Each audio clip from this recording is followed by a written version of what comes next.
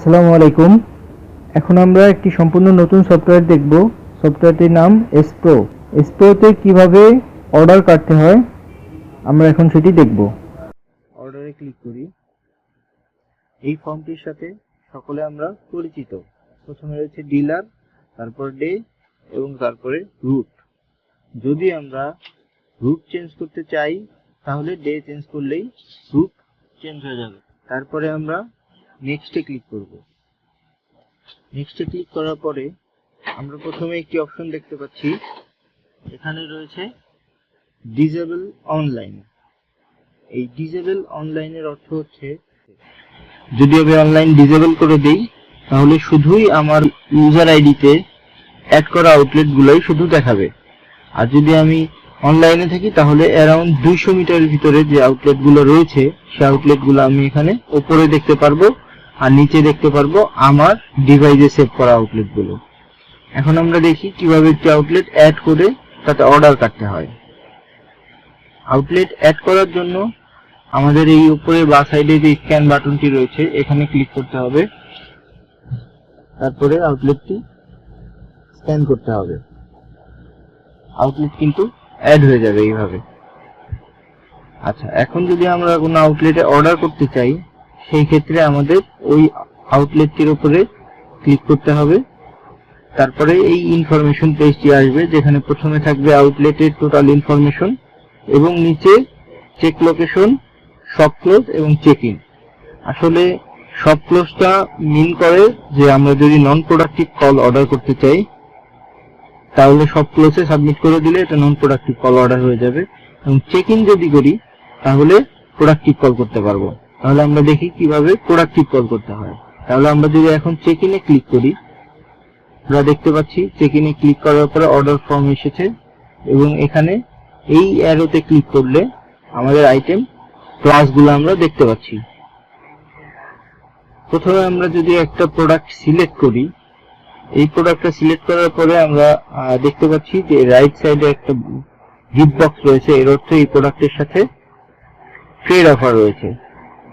এখন যদি আমরা কোনো প্রোডাক্ট অ্যাড করতে যাই সেই ক্ষেত্রে প্রোডাক্টটি সিলেক্ট করতে হবে, তারপরে আমরা এসকিউ সিলেক্ট করে দিতে পারবো। এখন এই অ্যাপসটিতে অ্যাডভান্টেজ হচ্ছে, আগের অ্যাপসে আমরা একটা প্রোডাক্ট সিলেক্ট করতে পারতাম একবারে, তার বেশি পারতাম না, কিন্তু এখন আমরা 2-3টা এসকিউ একসাথে অ্যাড করতে পারবো। আমরা প্রথমে 2টি এসকিউ অ্যাড করলাম, অ্যাড করার পরে ডিফল্ট এক পিস করে অ্যাড হবে।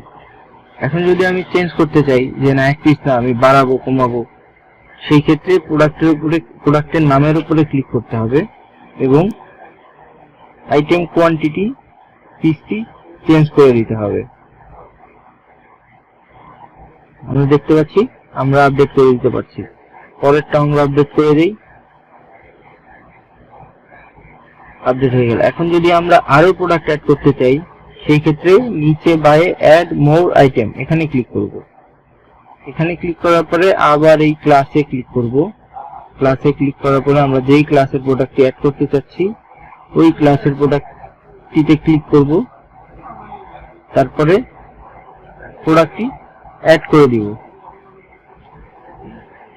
আমরা দেখতে পাচ্ছি যে এই প্রোডাক্টটির সাথে ট্রেড অফার রয়েছে, কারণ প্রথমত যখন আমরা প্রোডাক্টটি অ্যাড করেছি ওখানে গিফট বক্স ছিল, দ্বিতীয়ত এখানে যে সবুজ নামের উপরে যে সবুজ অক্ষর দেখা যাচ্ছে এর অর্থ এই প্রোডাক্টের সাথে ট্রেড অফার রয়েছে।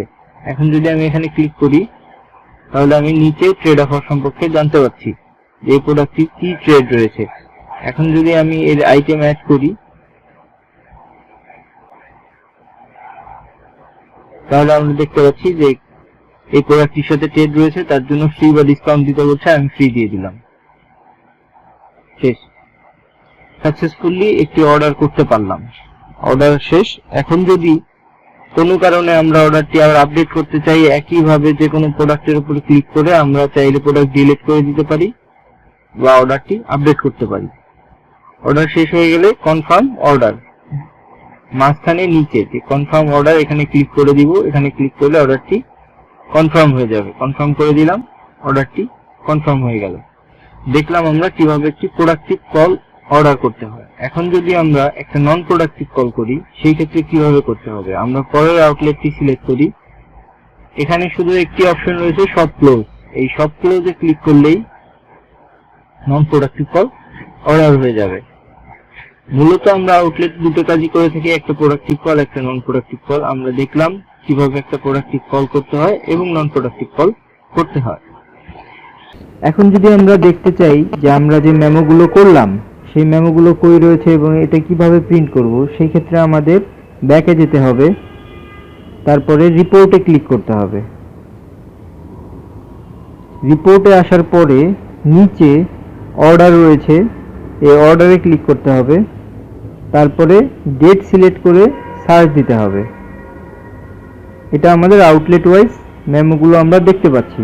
এখন যদি আমরা যে কোনো একটা মেমোর উপরে ক্লিক করি সেই ক্ষেত্রে আমরা মেমোটা দেখতে পাচ্ছি এবং এই প্রিন্টে ক্লিক করার পরে প্রিন্টার কানেক্ট করে প্রিন্ট দিলে আমরা ফুল মেমোটা দেখতে পারবো। আশা করি সকলে বুঝতে পেরেছেন কিভাবে সেলস প্রোতে আমরা অর্ডার করতে পারি এবং প্রিন্টার কানেক্ট করে প্রিন্ট করতে পারি। ধন্যবাদ।